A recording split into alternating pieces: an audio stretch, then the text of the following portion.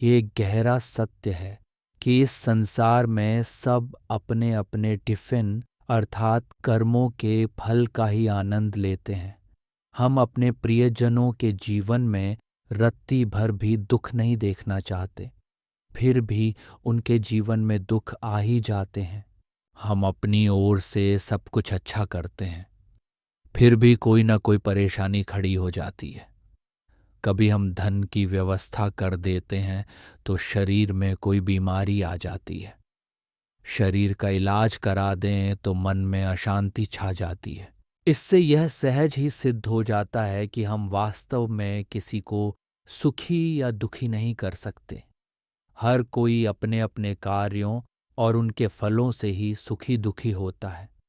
फिर भी वात्सल्य और मोह के वश हम उनकी चिंता करके व्यर्थ ही दुखी होते रहते हैं। इसका एक ही ठोस समाधान नजर आता है। सबसे पहले हमें यह निर्णय करना होगा कि मैं हूं कौन।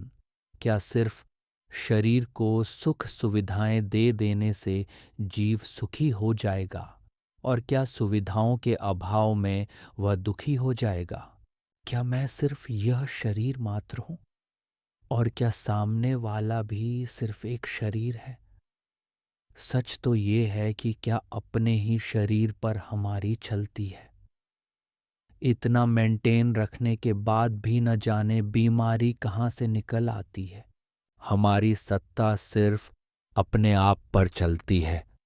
खुद को पहचान लेने और अपना मान लेने पर ही हमारा वश चलता है।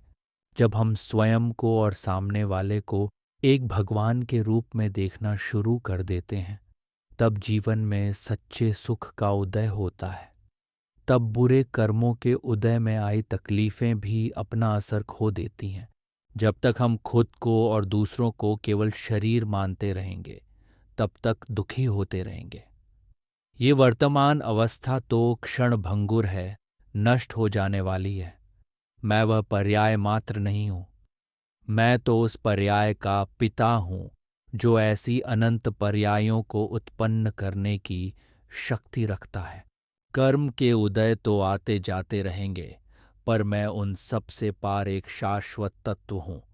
खुद को इसी दृष्टि से देखना सुखी होने का वास्तविक उपाय है।